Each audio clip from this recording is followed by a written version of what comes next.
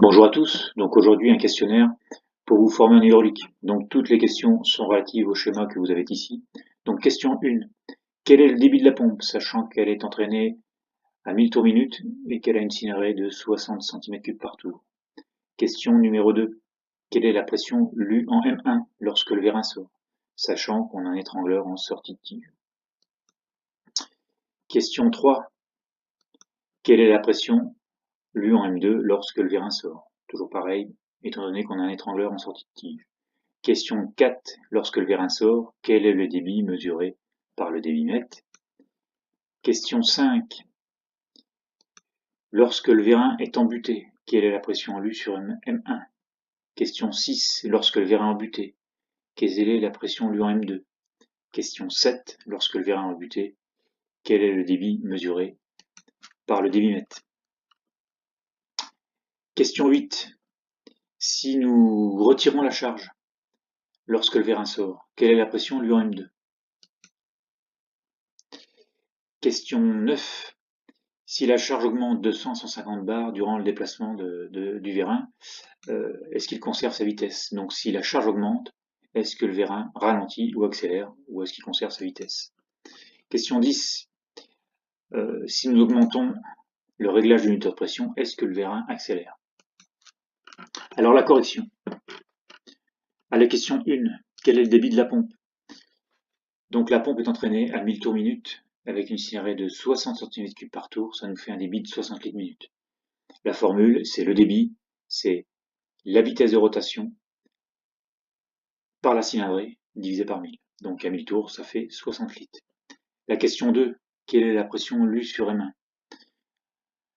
Le vérin sort à vitesse réduite, puisqu'on a mis un étrangleur en sortie de tige. Donc tout le débit de la pompe n'est pas consommé. Il y a une partie de l'huile qui va au vérin, et le débit excédentaire retourne au réservoir par limiteur de pression. Donc en M1, on aura 250 bars. Donc 60 litres débit de pompe et 250 bars en M1. Question 3, lorsque le vérin sort, quelle est la pression lue en M2? Donc pendant que le vérin sort, le vérin sort à vitesse ralentie puisqu'on a mis un étranglement en sortie de tige, donc on a créé un frein. C'est pas la pression qui déplace le vérin, c'est le débit de la pompe.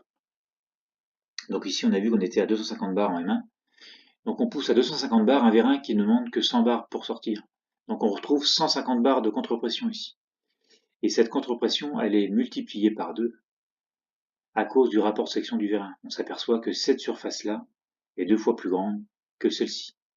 Donc du coup ici en M2 on aura 250 moins 100, donc 150 fois 2, 300 bars. Question 4. Lorsque le vérin sort, quel est le débit sur le débitmètre? Donc le vérin sort à vitesse réduite, donc il sort avec un débit de 10 litres minute ici, à cause du rapport section, donc à l'entrée du vérin on aura 20 litres. 20 litres nous crée la vitesse du vérin, et la vitesse du vérin nous recrée un débit de 10 litres.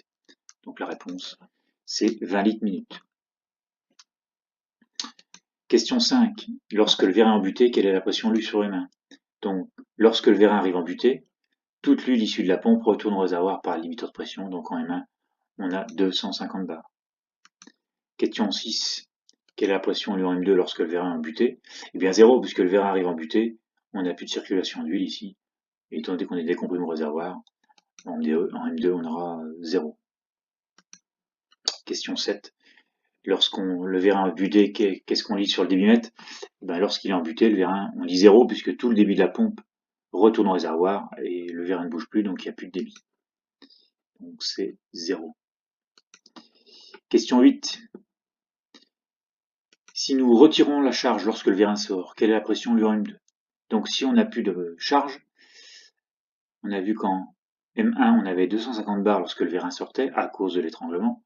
Donc les 250 bars, on va les retrouver ici en contre-pression et vont être multipliés par 2 par le rapport de section. Donc en M2 on aura 500 bars. C'est pour ça qu'on évite d'étrangler sur le retour d'ailleurs, puisqu'on peut avoir des pressions qui sont bien nettement supérieures à la valeur du limiteur de pression. Question 9. Si la charge du vérin augmente de 100 à 150 bars durant son déplacement, le vérin conserve sa vitesse en sortie de tige. Donc si j'augmente la charge, est-ce que le vérin conserve sa vitesse? Donc la réponse est faux, puisque si j'augmente la charge, je vais donc diminuer la pression ici en M2, donc je vais donc diminuer la delta P ici aux bornes de l'étranglement. Donc si je diminue la delta P, j'ai moins de débit qui passe dans l'étranglement, donc du coup le vérin ralentit. Donc la réponse est faux. Question relative au schéma, si nous augmentons la valeur du metteur de pression, le vérin accélère. Ben, la réponse est vraie. Moi, si ici je passe par exemple de 200 à 300 bars, je vais augmenter la delta P aux bornes de mon étranglement. Je vais augmenter la pression M2. Donc si j'augmente la delta P, j'ai plus de débit, donc le vérin accélère. Donc la réponse est vraie. Donc voilà, c'est fini pour aujourd'hui. Donc vous pouvez retrouver mes prestations, formations, conseils, expertise et panache hydraulique en cliquant sur le lien sous la vidéo. Et vous pouvez également vous abonner aux vidéos pour voir les nouvelles vidéos qui arrivent. À bientôt pour de nouvelles vidéos.